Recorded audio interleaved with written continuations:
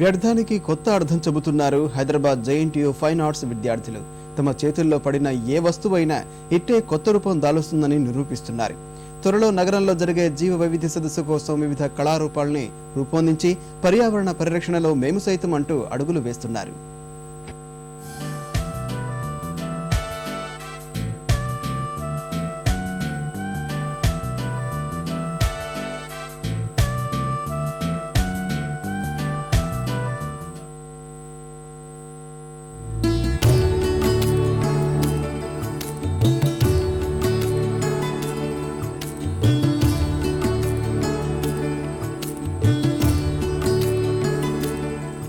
బృహత్తర కార్యక్రమానికి వేదిక కాబోతున్న నగరాన్ని సర్వాంగ సుందరంగా తీర్చిదిద్దేందుకు జీహెచ్ఎంసీ ముమ్మర ప్రయత్నాలు చేస్తోంది. ఈ క్రమంలో మాసబ్ ట్యాంక్లోని జేఎన్టీయూ ఫైన్ ఆర్ట్స్ కళాశాల విద్యార్థుల సహకారంతో విభిన్న కళాకృతులను రూపొందించి నగరానికి మరిన్ని వన్నెలద్దుతోంది.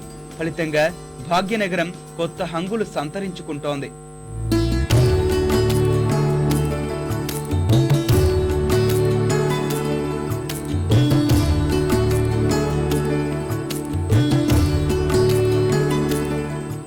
జీవ వైవిధ్య సదస్సు కోసం కళాకారులు, ఫైన్ ఆర్ట్స్ కళాశాల విద్యార్థులు 65కు పైగా విభిన్న కళాకృతులను రూపొందించారు.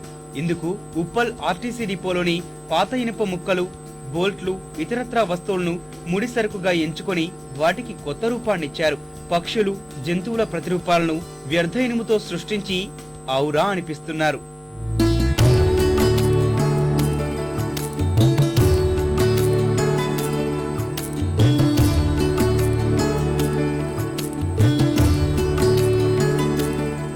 ఇది ఫస్ట్ టైం మాకు స్టూడెంట్స్కి ఐదర్ లైక్ వెల్డింగ్ వర్క్షాప్ కానీ అండ్ స్టోన్ వర్క్షాప్ కానీ స్టూడెంట్స్కి ఛాన్స్ వచ్చింది. డైనోసార్ అంటే మనం ఇప్పుడు చూడలేదు, దాన్ని బయోడైవర్సిటీలో చూపించి ఇంకా మనకు ఉన్న పులి ఇంకా మిగతా అన్నీ ఇలా అంతరించిపోకుండా వాటిని కాపాడుకోవాలనే ఉద్దేశంతో డైనోసార్ చేశాను.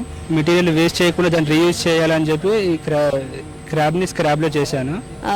Bugs and also they are getting extinguished. And in the future we may find or not, we don't know. So for that I have done these three. And new thing to learn first and a good opportunity for students to work with the great artists. 30 రోజుల పాటు అహర్నిశలు శ్రమించి సృష్టించిన ఈ జీవజాలం విశేషంగా ఆకట్టుకుంటుంది. GHMC fine arts కళాశాల సంయుక్తంగా ఏర్పాటు చేసిన కార్యక్రమానికి హాజరైన గవర్నర్ నరసింహన్ విద్యార్థుల్ని పొగడ్తలతో ముంచెత్తారు. I must congratulate the artists both from within India and from other countries who have participated in this great job, and also the students and faculty members of the JNTU Fine Arts for the splendid job that they have done.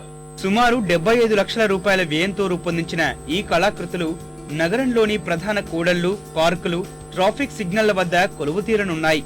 అగ్గిపుల్ల, కుక్కపిల్ల, సబ్బుబిల్ల కాదేది కవితకు అనర్హం అన్నాడు శ్రీశ్రీ. కానీ ఇక్కడ JNTU fine arts విద్యార్థులు మాత్రం కొత్త రకమైనటువంటి భాషను చెప్తున్నారు. రాబోయే జీవ వైద్య సదస్సుకు ముందుగానే తమలో ఉన్నటువంటి సృజనాత్మకతను మేళవించి కొత్త రకమైనటువంటి వస్తువులను రూపొందించి ఆకట్టుకుంటున్నారు. పర్యావరణ పరిరక్షణ దిశగా అడుగులు వేస్తున్న ఈ విద్యార్థులను అభినందిద్దాం. కెమెరామెన్ రాముతో సతీష్, ఈటీవీ న్యూస్, హైదరాబాద్.